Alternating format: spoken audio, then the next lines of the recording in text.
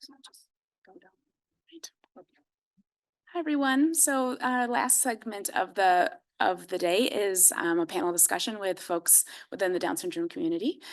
So my name is Leah Keckley. I am on the advisory board for DSAW South Central here in Madison. We previously known as MADS, or Madison Area Down Syndrome Society.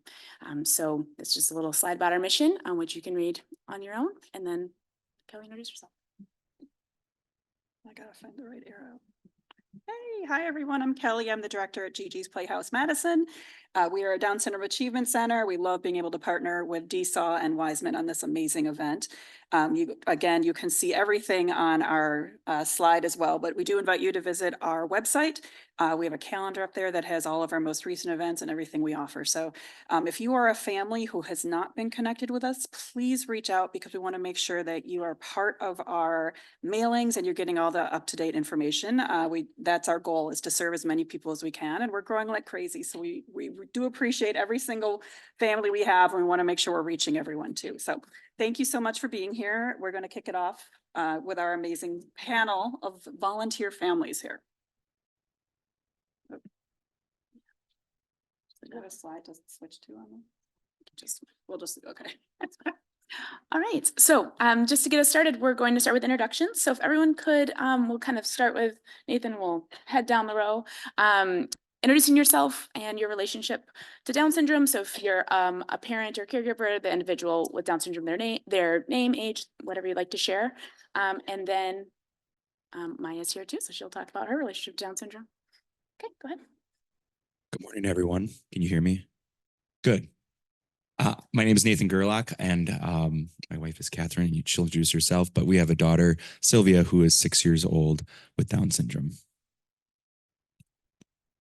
Ditto. Just some things. Sylvie was born in 2017, so she's going to be 7 here in July, and we have been on the sleep study train, although not recently. Our more recent is leukemia. So she's had she had the open heart surgery at 3 months old, leukemia throughout COVID. Yeah. April 2020. We also have an 8-year-old daughter and an almost 4-year-old son. So she's a middle child. So.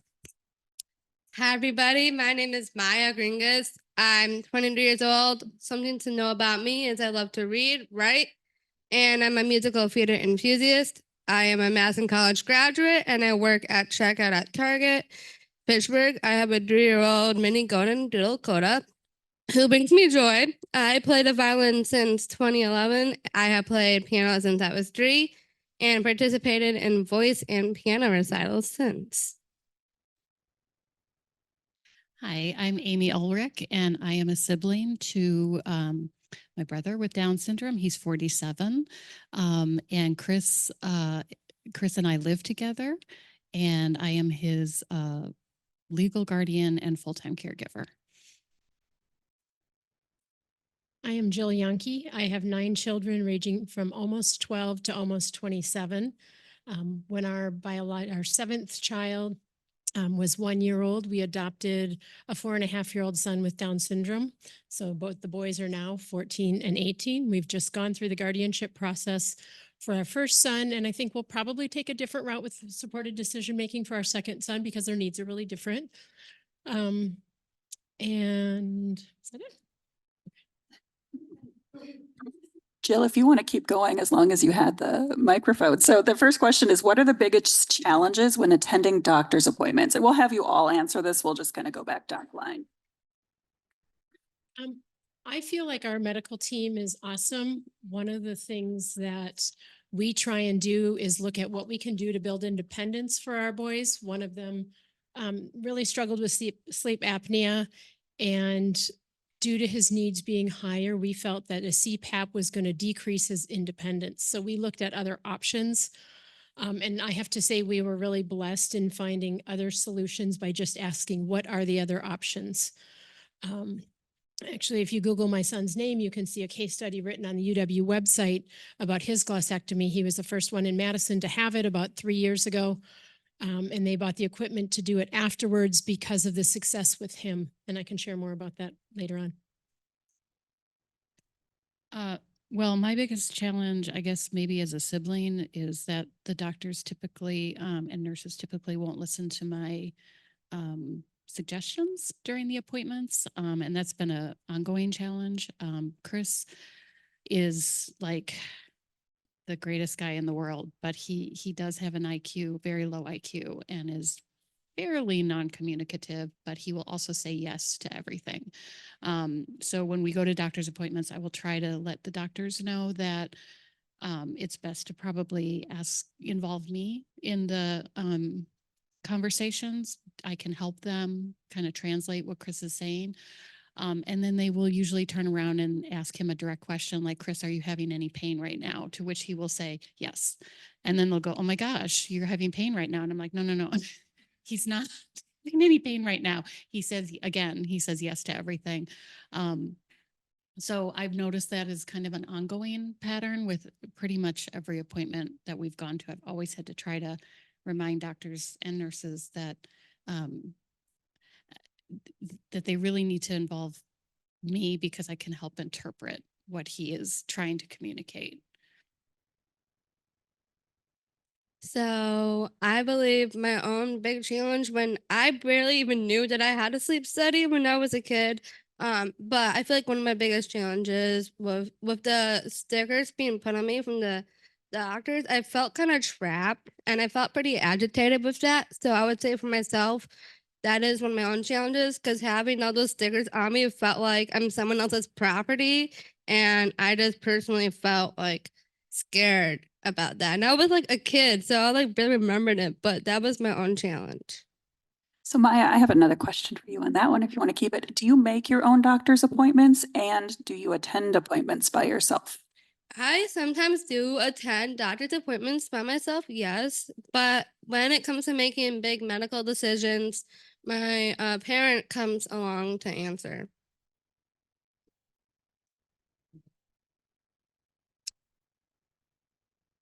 I guess I'd say when attending doctor's appointments, my wife and we have, I don't want to say unique experience, but with our daughter going through treatment for leukemia, especially basically started April 2020. We all know what happened then and then continued all the way through the pandemic. I found myself, we've both done a lot, but because we just had our son, Jonathan, I was the primary caretaker for Sylvia when she was in the hospital.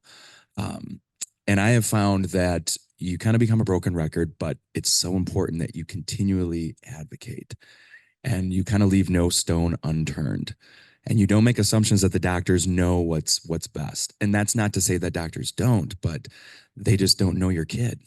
And there's some very challenging times I could share, and I'm not going to share all of them, but there's also some times where doctors would come in and they're like, well, we want to do X, Y, and Z. And you're like, no, that's not going to work. You know, we got to find something else. And so just in case in points, our daughter still gets about every 6 to 8 weeks lab draws. And it's taken us a while, but cause she's 6, she's very strong and she's getting more aware of that fact that we're doing a lab draw, that we have actually a team of 7 people that have to like kind of hold her down and do that. But it works and we do it. And we do bribe her with Culvers and she loves Culvers. So she actually jumped on the table the last time and was like, sure, I'll do it. And we're like, really? But anyways, I mean, but you have to know that I think we go to appointments and we go and we want to trust our doctors, and that's important. And that's not to negate a doctor's knowledge, but you know your child, like you know your kid, and you have to trust that voice inside especially when there's times that you're like, this doesn't feel good. Like I need to say something. And so I would just say the biggest thing is to trust your instincts as a parent, and in combination, you know, keep advocating with your and communicating with your doctors about that. I also think we are not medical professionals. We're music teachers.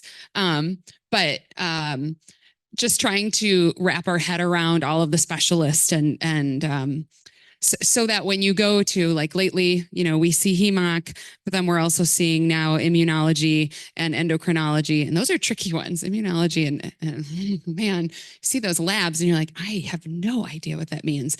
And then trying to really help them teach us about it. And for all the time that we were in the hospital too, like, okay, help me understand that. Recording, when we were doing, the heart stuff, we were with Dr. Ralph here, and I was like, hey, can I just record this? Because in the moment, like I'm in the moment. And then later I want to go back and talk to Nathan about it or talk to my family about it and try to, because then when you talk it out again, it's easier for you to wrap your head around, and then you gain more perspective. And maybe I really don't know what's going on. I should ask that again. Let's go back and listen. So we oftentimes will, with the new specialists especially, is make those recordings and go back. And they're always fine with it. I mean, they're just teaching us and then teaching other people about it.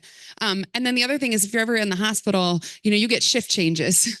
And those shift changes that's a new group of people that don't have the knowledge. They do in the chart and they can read it, but they weren't there for that draw. They weren't there for that port access. They weren't there when they wanted to, not give Lasix, and we're like, she needs Lasix. Well, we're going to just tell you she needs well, we're going to wait. And then, the resident's like, okay, we're going to give her some Lasix. Yeah, I told you an hour ago. So just know that when those shift changes are happening, I think that's a really key point as well. Sylvia also did early on, because she had floppy airway. So we had the supraglottoplasty, we had the ears ENT, we had the adenoids out, we had the tonsils out. We've had tubes in our ears numerous times. They've kind of reshaved off everything they can to kind of open up that airway as much as possible. And then it's always like, and she's just going to grow and she's going to get bigger. And as she gets bigger, that airway is going to open more. And so hopefully we're not going to go down the CPAP route, but yeah.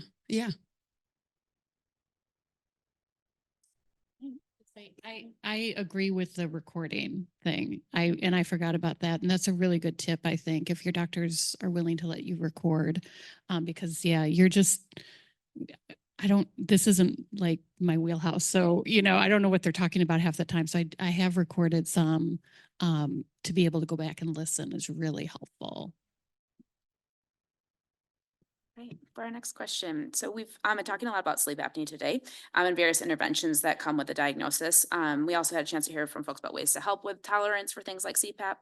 What are your experiences have you had with improving tolerance related to medical devices or procedures? And this doesn't have to be related to CPAP or related to sleep apnea if that's not an experience you all have had. And this could be tips for success or also ways to cope as an individual, as a caregiver, when things are not going real great with those medical. Yeah, so this question was specifically directed to me about my experience with this. Since I was a toddler, I had chronic sinusitis, and when I got colds, they would linger. When I slept, I would snore. At 6, I had a sleep study done overnight at UW Hospital, and they recommended for me to get my adenoids and tonsils taken out. Ever since that surgery, I don't snore and barely get colds. I also use a nebulizer when I get upper airway viruses to clear it up faster so it doesn't turn into a cough. And I also use a neti pot to stay healthy. I'm not a driver, so a parent would still drive me to appointments. So I now go into medical appointments on my own, but when it comes to big decisions, a parent will come along to help with the discussion. You can keep passing. Well, Chris, I took Chris for a CPAP study probably about 6 or 7 years ago, and the doctor was like, yeah, he's not a candidate for, he said definitely he has sleep apnea, but he won't wear the equipment. So they did not do a sleep test with him. They were like, why bother, was essentially the tone was sort of like, we know he's got it. He won't wear the equipment, so why put yourself through it? Why put him through it? And I do remember him saying to me, you probably don't want to know how many times he stops breathing during the night, and that'll just keep you awake once you know that. And I said, okay, so we haven't re-explored that. Chris did have cataract surgery though, about 7 or 8 years ago, and I was very concerned about his willingness to be able to wear, you have to wear eyeglasses afterwards for like 24 hours. He can't touch his eye. Chris is always touching his face and touching his eye. And he doesn't like anything on him. He doesn't like Band-Aids. to be put on him. So I was very worried about that and whether he would be able to go through that. And you know what? He came through it with flying colors. I did have to take the day off of work, and he and I sat next to each other for 24 hours. I mean, I just sat next to him and we watched movies, and I just made sure that he kept the glasses on and wasn't touching himself on his eyes. And he was fine. So it's really improved his quality of life. I think there are several parts for us that have worked really well. For one of our boys was really combative for blood draws. So we started practicing at home. I would pinch his forearm and say, what do we do now? We say, ouch. Then what do? We count. And we count as long as it takes to fill up those vials. Sometimes it seems like it's more vials than he's got blood because of our annual blood draws and our, thyroid check-ins. But the bigger ones, sometimes we've had to come back more than once because they can't take that much blood from a little person. By practicing at home quite a bit in a very safe setting, we were able to get through the peeing on me as I hold him down and, really practice that. Now he's like a rock star. It didn't take very long. We just practiced a lot, and that really helped him. One of the things that, going back to challenges for medical appointments, one of the things that I did think about after I commented was that when our boys were little, I carried a folder for each of them. And I would go by specialist. I had a little section so I could write down questions in between. And that was super helpful.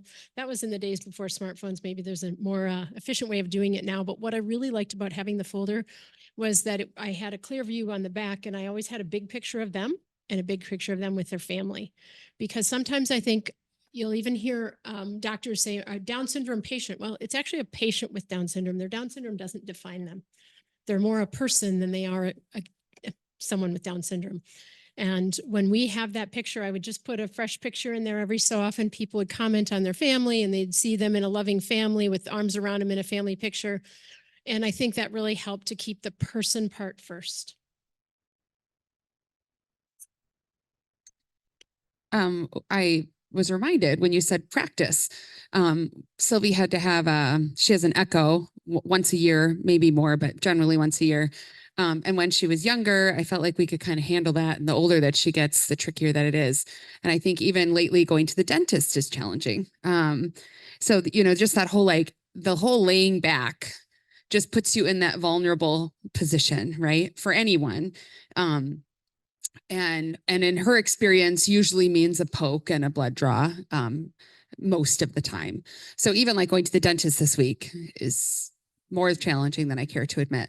But when she was getting her echo and it wasn't going well, we were like, we're not really getting any picture here. So what are we going to do? So I was reminded that we had this little toy at home, and it was a cash register, and it had a little cord on it with the beeper. And then I asked the surgical tech or the ultrasound tech, and I was like, hey, can I just get some of that jelly stuff that you put on her? Like, I'll take this home and we'll lay down. Actually, Nathan will lay down. And Sylvie will practice doing an echo on Daddy. So you put because even just the jelly on is like, and she's like, no. And so you're making it fun. And then anytime Dad does something, or Mom, or, oh, it's it's my turn. Okay, great. Sylvie, you lay down. And then we'll try to do that. So that whole trying to find a fun way to practice it. Also knowing that the echo, there's no pain involved. There's no poke. But again, most of her experience has been laying down, and I do get a blood draw, and that does cause discomfort. So our last time we actually did, it was better. I mean, we're still holding up screens and trying to distract and sing songs, as whatever it is. But that whole practicing thing, and I wish we had a better, maybe I'll touch base with you, Jill, a better way to practice blood draws, because that and the dentist are the hardest ones.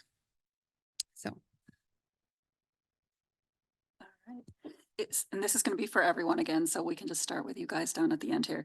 Is there a common question or misunderstanding that physicians or medical staff have about Down syndrome, or you and your family members as well? Just kind of run the gamut. What misunderstandings have you been experiencing?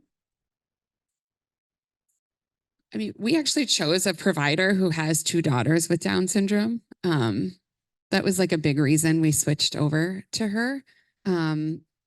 So she's been great. And she is willing to do she's like, you just tell me what I got to do. When it's insurance and we need a car seat or we need a stroller, or it's maybe something we haven't all gone through the same things. But she will bend over backwards to do, and then she also like, and even our first physician that we had before she moved and we had to switch providers, they, at least we feel like they want to learn too. They want to do best practice. They want to do what's right by your kiddo and by your family. And I guess I generally speaking haven't felt, I haven't felt misunderstood.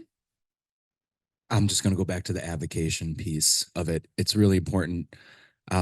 Like we talk about blood draws, like last week or the week before, we had to take her to an immunology appointment.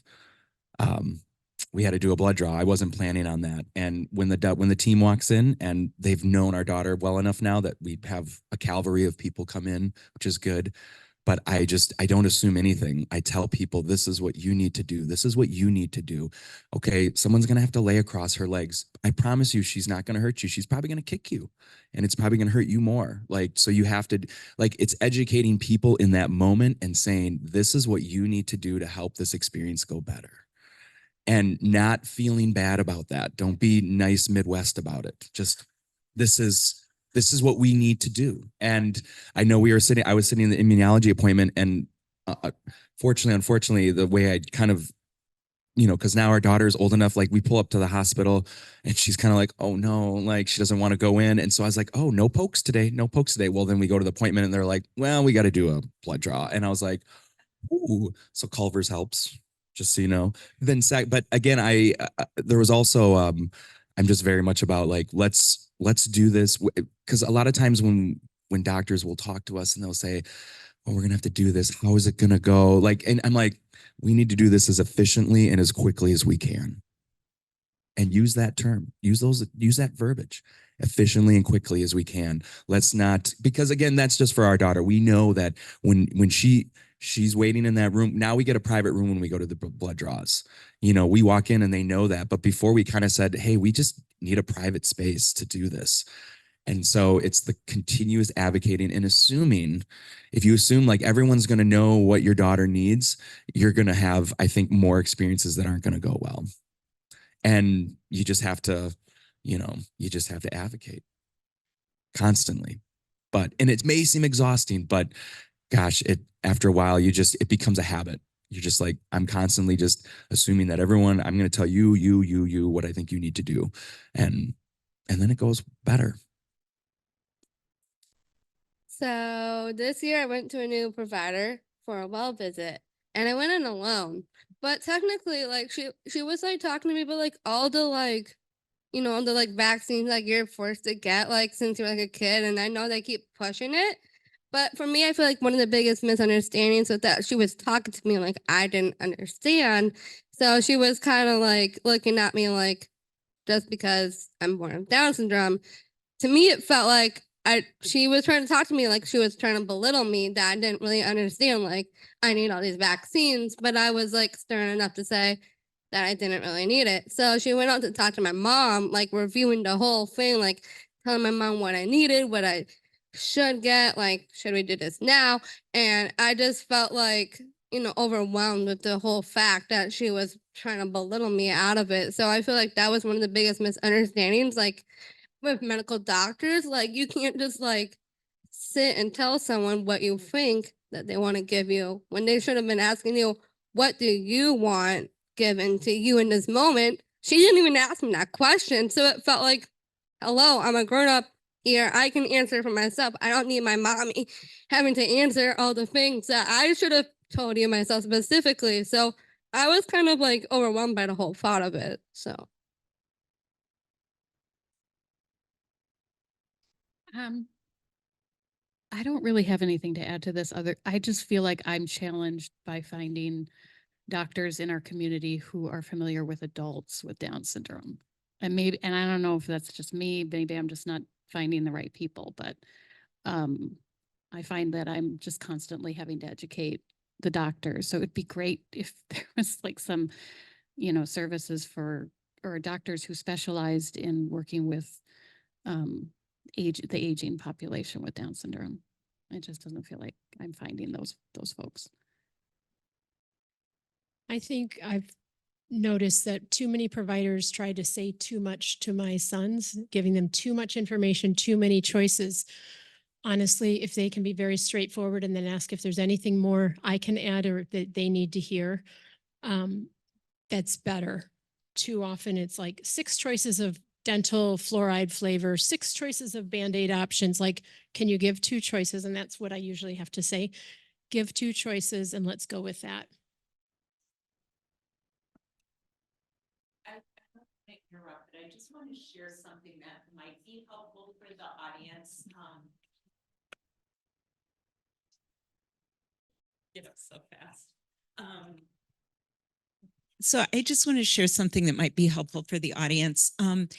There is a group called the Down Syndrome Medical Interest Group USA. It is an international organization of healthcare providers from a range of disciplines that are committed to the care of individuals with Down syndrome. I've been really active with that group, but one of our primary missions is really education for healthcare providers. And we have a once-a-year meeting in person, but the rest of the year we're offering education for medical professionals. And so if you have a doctor who is committed to the care of the person with Down syndrome, but maybe admits that they haven't had a lot of experience, one of the things that you could offer to them is to connect with this group. We have a monthly echo session that is really specifically oriented toward case discussions for healthcare providers. And it's really meant for education of primary care providers. And then we also have, again, monthly webinars that are topic focused. And so talking about a range of different health issues that can come up for people with Down syndrome and helping just to broadly increase education. They don't even have to come live. Those are recorded. They're available online. They're free. People can even get CME credit for attending.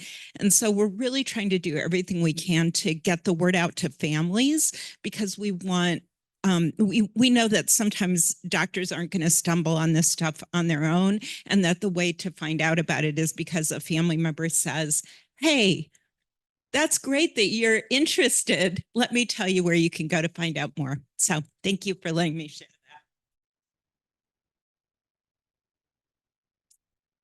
that. Along those same lines, I know when our daughter was first born, I remember we were at St. Mary's, and we even asked some of the docs, like, should we be getting a pediatrician? Should we be getting someone that's more specialized? And I just remember one of the doctors said, you need to find a doctor that's going to do what's in the best interest of your child, which seems like common sense, what we want to do for all of our kids, but particularly, and we had a doctor who was brand new. She was a family practice doc, but she came in and she's like, I'm willing to learn. She's like, I want to do this as a partnership.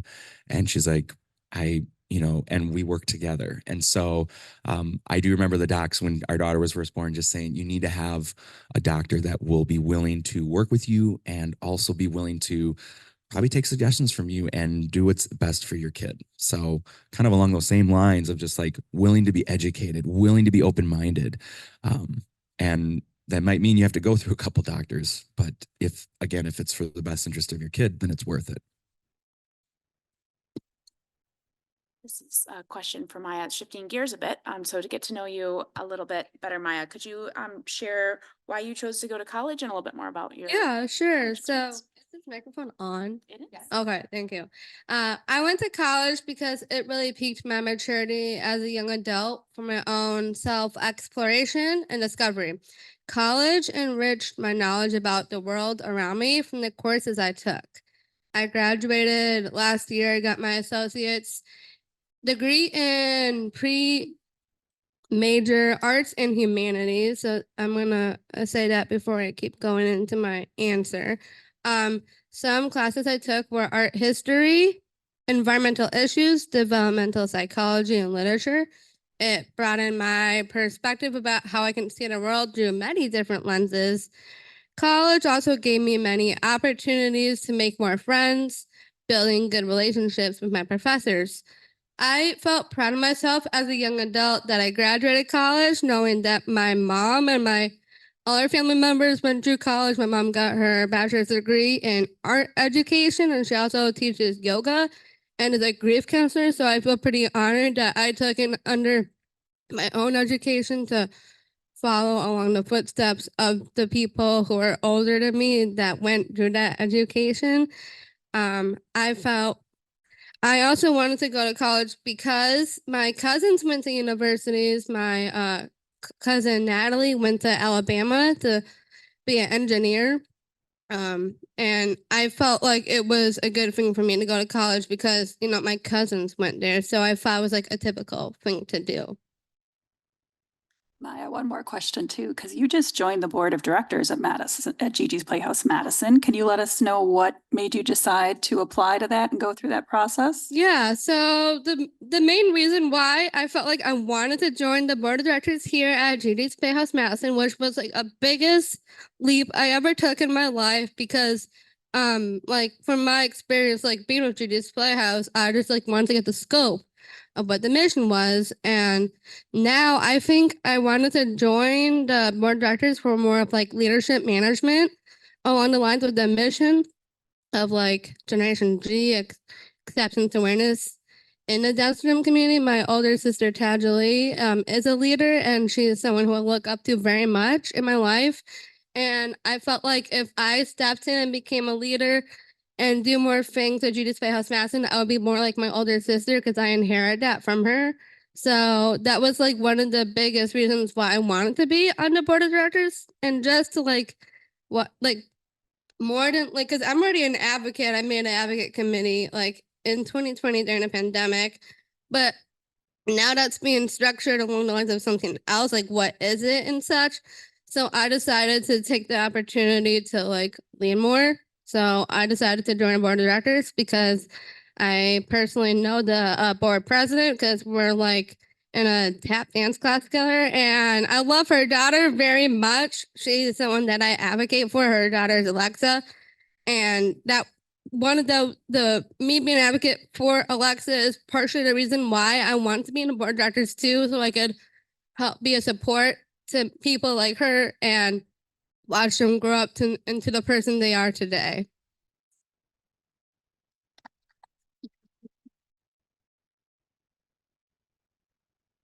Oddly enough, Kim didn't want to do her tap dance for us today, but maybe if we ask really nicely later, she'll do it. So this next question, I think, we're going to include you in this too, Jill. You had mentioned earlier, but so Amy and Jill, what steps did you need to take to become a legal guardian and take over full caregiving responsibilities, particularly for Chris as a sibling, but you've talked about your sons as well, Jill. Sure. Well, as a sibling, this was a very difficult process, and I can say it was very kind of a traumatic process. The guardianship piece started probably when my father passed away, which was in 2011. And it became apparent right then that we needed guardianship. We needed paperwork in order for anybody to be willing to talk to me. My father, everything was sort of a wink and a handshake with him.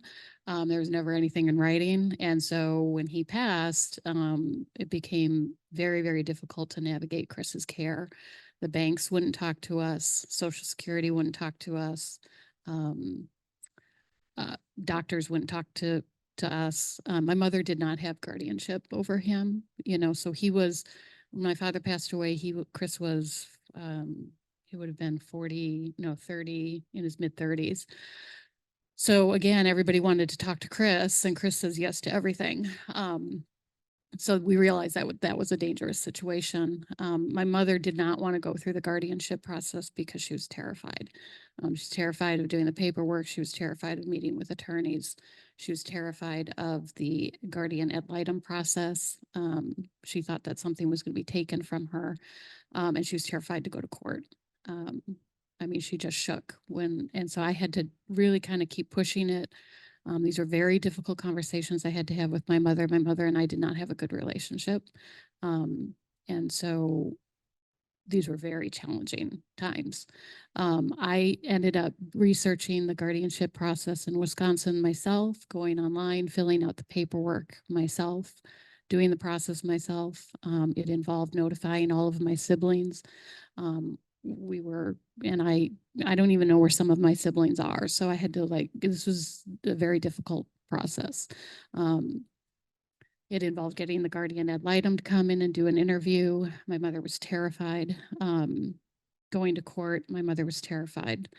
My mother ended up getting guardianship. I became the standby guardian during this time while she was still alive. And then when she passed away, I became the permanent guardian.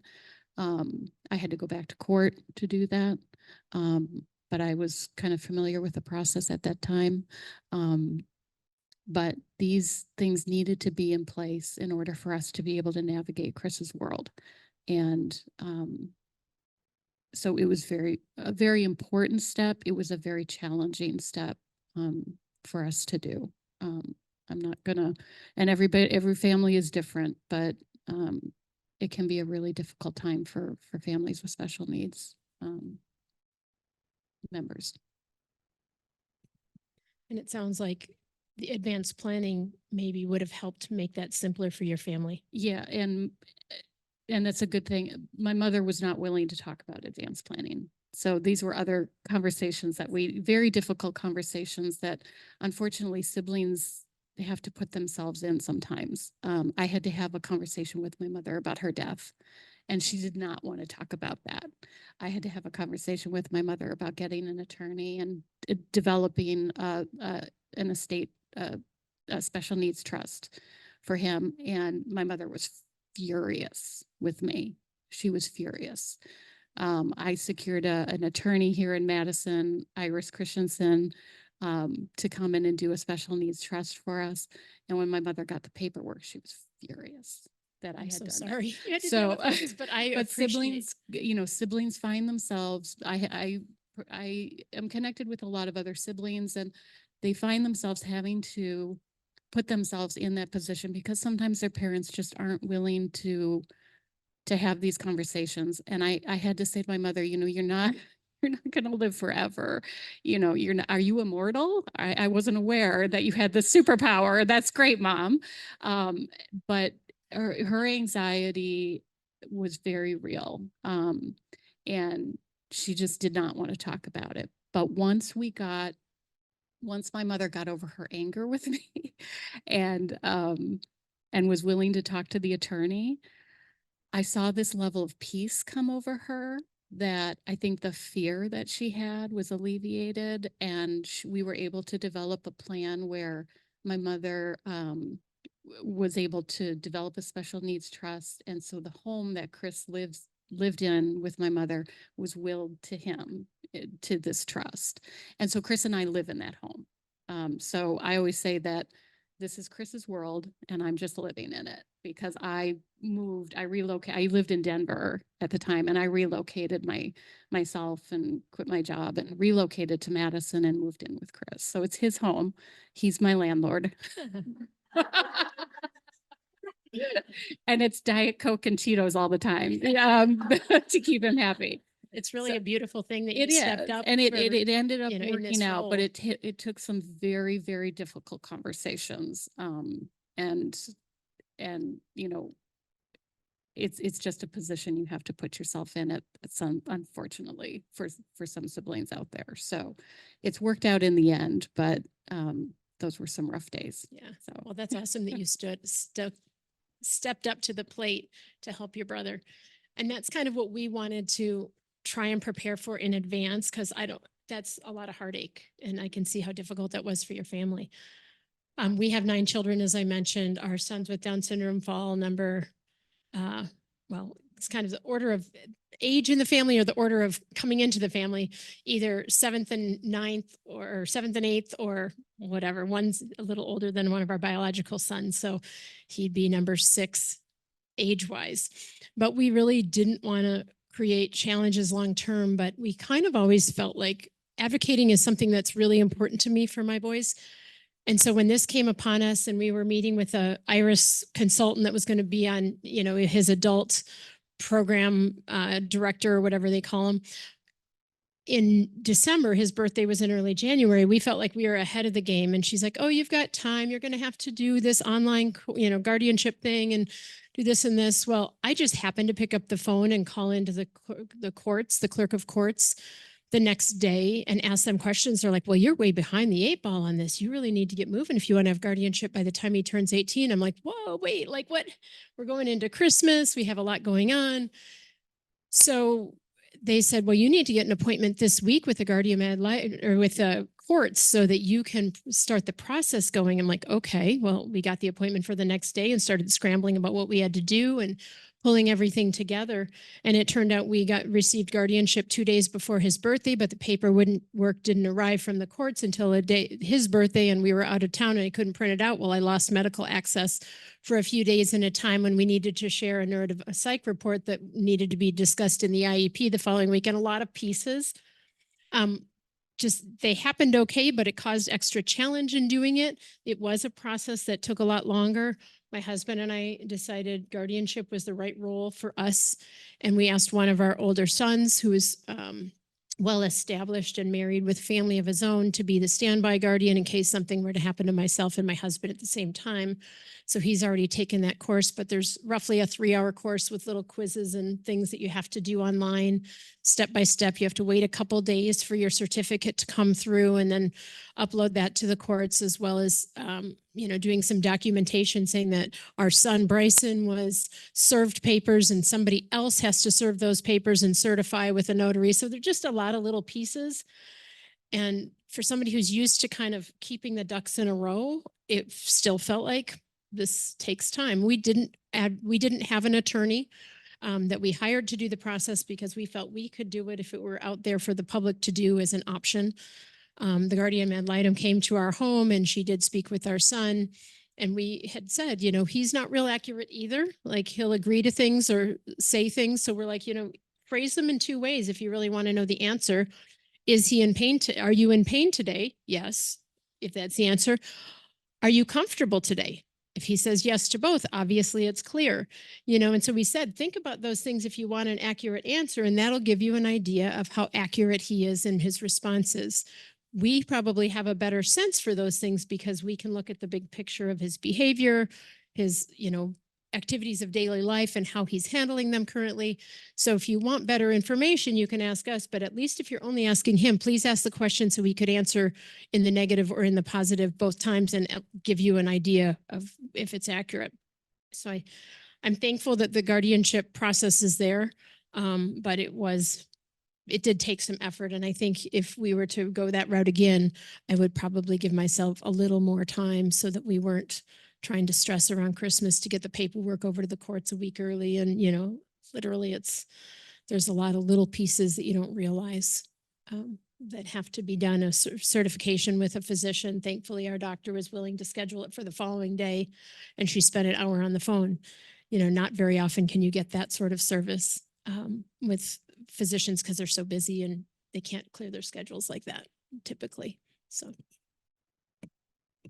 Thank you. And as a parent of a child with Down syndrome, I just wanted to say, Amy, that I think your comment about the stress as a sibling is important for us as parents to think about when, even if it's a hard conversation and something hard to think about for your own mortality, that, it impacts your whole family. And so I appreciate you providing that experience as well. So we will be wrapping up here. And so our last question is for everybody. What is one thing about your experience with Down syndrome that you'd like to share with others? So I think, Jill, if you want to start, since I think you guys have the mics, or Maya, you go ahead. You can start. Yeah, Mine's ready. I personally love to advocate for individuals born with Down syndrome because I believe they can grow up into young adults who make a difference in many lives. I have people who are my own supporters who have seen me succeed and achieve well, like my mom, my dad, my sister Jenna, and my close family friends such as Caleb. He is here with me today. He has been like my brother to me since we were kids. We look out for each other like siblings do. And he is someone who empowers me, and he is one of my biggest advocates in my life. And he also told me that he is going to help volunteer for our Judy's Playhouse in New York, which is amazing. So I'm really thankful for that. Kayla believes that I am human regardless of what I am born with. I would say I am lucky to have people who support me, and I want to repay the favor for other kids and adults born with Down syndrome.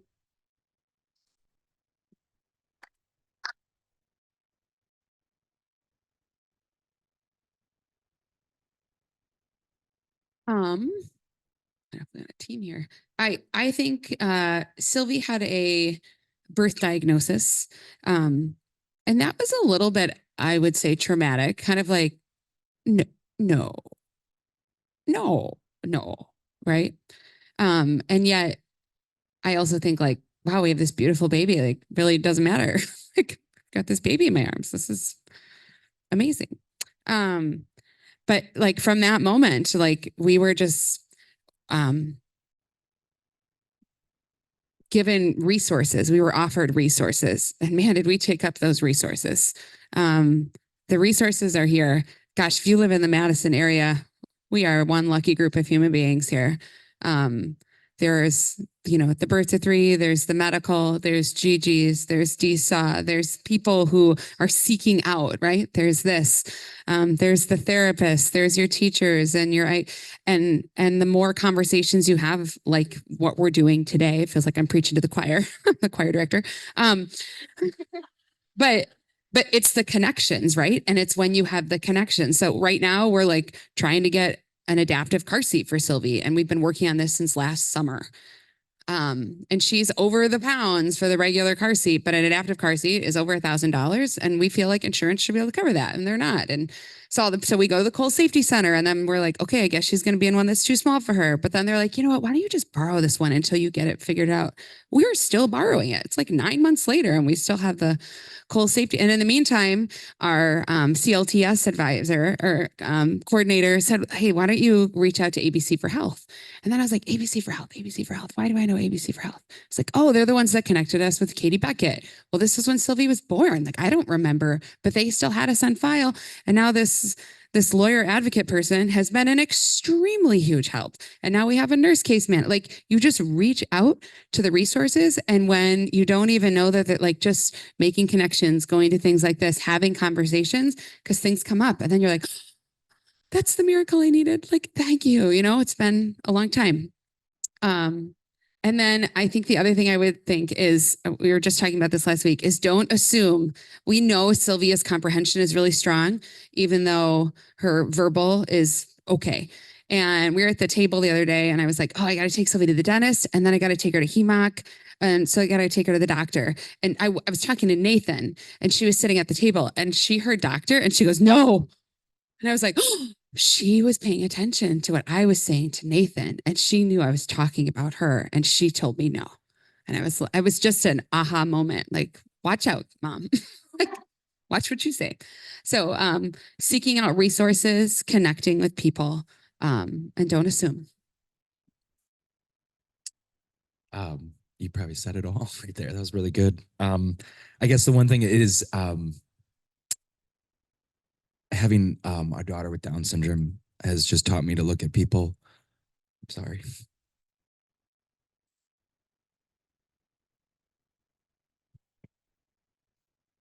Everybody in this world has something to offer. Everybody. I'm going to leave it at that. That was what I wanted to bring up first, was that each of our kids is such a gift. We shouldn't refuse that gift. It's so beautiful to have each in our lives. And we have learned so much from our boys. And sometimes the bigger the challenges, the more we've learned. And each of our kids has differing needs. Within my 9 kids, a whole bunch of differing needs. And what I found that as a parent, to be an advocate, we just need to find the tools to optimize each of their struggles. So for example, one of the things that's worked for my guy with the highest behavioral needs is we have a little change card and it's a picture of me and his dad on it on one side and a picture of him on the other and it says change. I keep it in my wallet. His teacher keeps it at school. And when there's a change, like I need to pick him up because we have to go to a siblings cross country meet and he was expecting to ride the bus and wanted to ride the bus. His teacher pulls out the change card and hands it to him and said, we've got a change in our schedule today. If there's a fire drill, change in the schedule, go to a doctor's appointment, blood draw when it's unexpected, change card. And he handles that so much better. It used to be that we had to have all doctor's appointments first thing in the morning and we'd take him to school after because he'd refuse to come with me because he wanted to stay at school. And we missed doctor's appointments. And you know how hard it is to get back in with a specialist when you've missed an appointment, even if it was totally beyond your control. Now with the change card, if I have to do a later in the day appointment, I do that. And I know that he's going to come because we've got the change card. So figure out what is my goal as a parent of each of my kids is to figure out what each of their biggest challenges is and work to solve that one challenge. And if you keep doing that, you get to where the challenges are really small that you haven't solved yet because you talk to people who can give you ideas.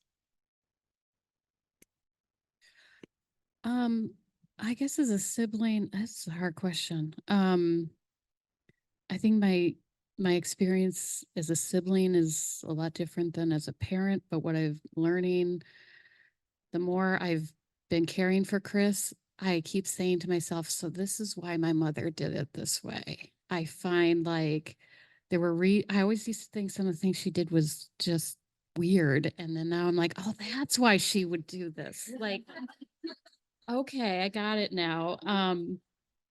So it would have been very helpful if my mother had left me like a guide, some sort of like care and feeding of Chris, sort of why he does this, why he does that would have been a little bit helpful, but I'm learning as I go. It's been, how long? 8 years now, and I'm still learning. And that I'm constantly advocating for him. I mean, that's just a big part of my life now. And then, you know, one of the things that's been weird as a sibling taking over a caregiver role is Chris and I have this weird, like where we used to be siblings, but now I'm kind of like his mom. And he doesn't really like that sometimes. And I can't blame him. Like, and I have to remind myself like, okay, yeah, he's my brother and he's his own person and I'm not his mom, but I do have that authority over him now. And that's a challenge for him. So it's an interesting life that we lead. I always knew when I was younger that I was going to be his full-time caregiver. I always knew that that was going to be my role. I love it. We have great times together. We have really challenging times together. So for siblings out there that are, you know, going down that path or seeing themselves going down that path of becoming a caregiver, I highly, highly encourage it. It's like the greatest thing and it's the greatest experience. And I almost feel bad for people that don't have the experience and the life that I have. But there are challenges and it's a different life that I lead than anybody else. And just be prepared for that. And I think that is not unique to Down syndrome. I think that's unique to anybody who's in a caregiving role of, you know, someone with a challenge of any kind of challenge. So.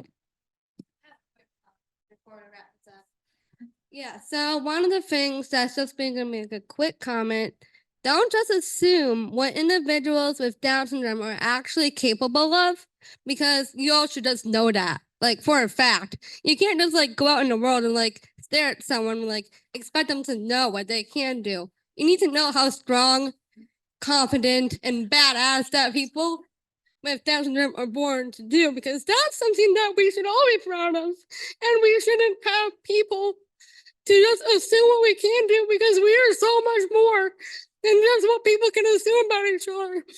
And I need to share that. Hell yeah.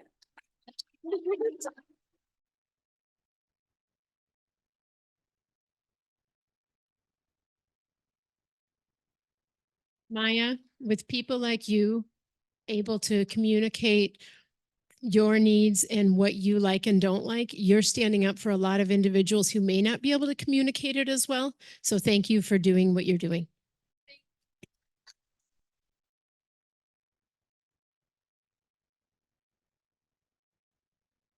So I think this wraps it up. I'm looking to the real people that are running this. Okay, I think we're good. And maybe Kim's going to dance in a couple minutes, so stick around. Thank you guys so much for sharing your perspectives. Thank you. And